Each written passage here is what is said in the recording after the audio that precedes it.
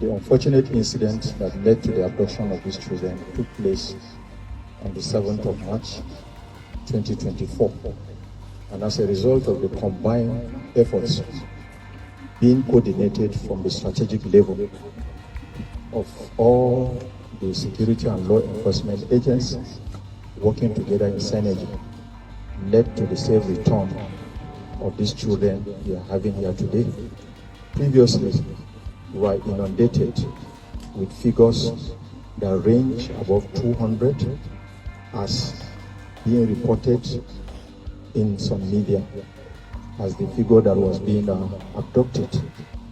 But the confirmation we got after the safe rescue and return of these children was that there were actually 137 of them that were abducted from the school, with one of their staff, Mr. Abubakar, making 138.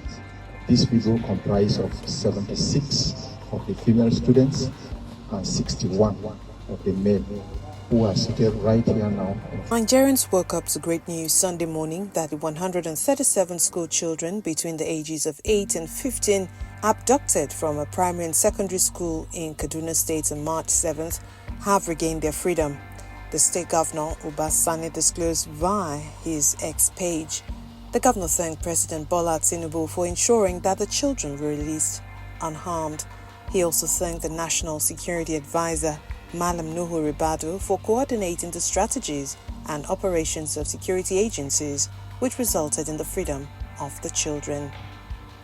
The Defense Headquarters has revealed that the students abducted from Kuriga in Kaduna State were rescued through coordinated search and rescue operation conducted by the military in collaboration with local authorities and government agencies. The Director, Defense Media Operations, Major Edward Buba, made this known on Sunday in a statement. He said a total of 137 persons, comprising 76 females and 61 males, were rescued in Zamfara State. The pupils and some school teachers were abducted by terrorists on Thursday, March 7th, immediately after the morning assembly session in Kuriga Community, Chikun local government area of Kaduna State. The community is located along the Kaduna-Birnin-Gwari Road, which has been terrorized by bandits for many years. Residents say the gunmen invaded the school immediately after morning assembly at about 8:30 a.m.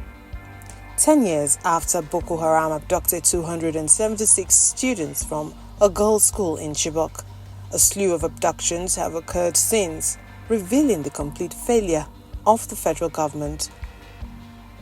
Ultimately, they fail to protect school children. School children are being kidnapped at an alarming rate in Nigeria, and rebels are benefiting from the situation by demanding hundreds of millions of dollars in ransom to release stolen children. While there are claims that the Kaduna State government was negotiating a release for the victims, Governor Uba Sani had refuted such. A statement by the Chief Press Secretary to the Governor, Muhammad Shehu, described the media reports as false and mischievous. The statement categorically said the Kaduna State government did not hire any private negotiator, nor is it contemplating making such a move. On a political show on Channels Television discussing post-rescue operations and the welfare of the rescued children, Governor Uba Sani said what was important at the moment is that the children are back home. He commended the efforts of the military going all the way to Zamfara to rescue the victims. What is more important to us, there was nothing like Gumi in this equation, I can tell you. But of course, sitting here, I will not going to undermine the effort of our armed forces. They did their best. What is more important today is that our children are back. Most of those permutations are not necessary. If your child is kidnapped, will you be sitting down talking about how he's released? That's an act of responsibility. For me, what is more important, those children are back home. The parents are extremely happy. I'm with them this afternoon.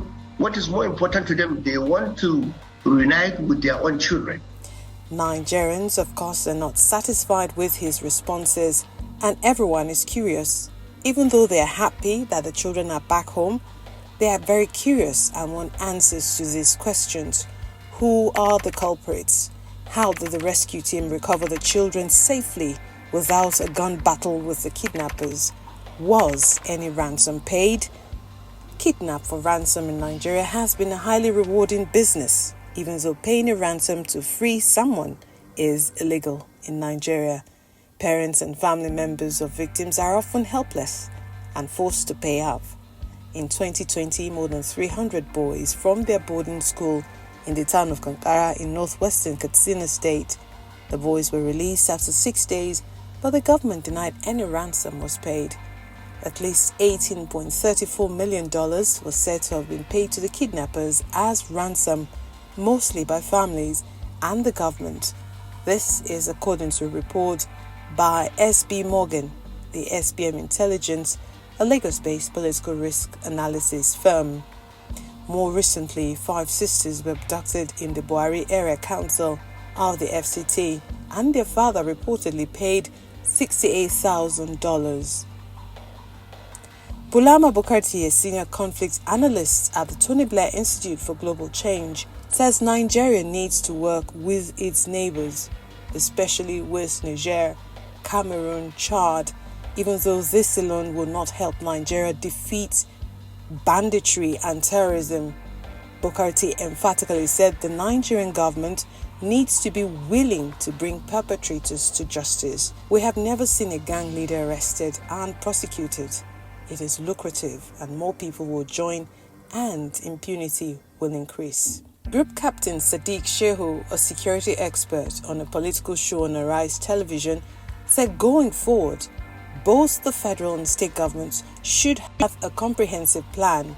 But the reality is that we must accept, apart from high-profile launches by the civil defense, by the police, by the military of events in Abuja saying that safe school has started, the truth we must accept is that on the ground, in local schools, there is nothing like safe schools, there is no evidence of safe school. So President Bola Ahmed Tinubu has already sounded the call. It is time for a multi-pronged regional strategy against banditry and terrorism in Nigeria. School safety should be priority. Let there be an immediate deployment of new measures like the much-discussed Special School Security Scheme, the school's vigilante forces, the anti-kidnapping squads across the terror-prone states. I heard Governor Uba Sani, with respect, saying that he has talked to the Chief of Army Staff to open a military unit in Kuriga. He has talked with the IGP to open a police post in Kuriga. With due respect, that is not a sustainable solution.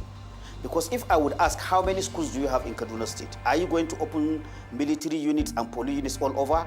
There is a comprehensive way that will adopt an area kind of strategy to cover schools and school safety and security. It's not an issue of opening military units wherever there is, okay, Kuriga has been attacked, now you open a military unit. If there is another attack somewhere, are you going to open a military? It's not going to be sustainable. So what I want to tell you, ask me specifically to Governor Uba Sani, who is suffering the brunt of this thing. He should go back to see what does safe school plan say. What does the federal government plan say? What is his role as a state governor? What is he supposed to do?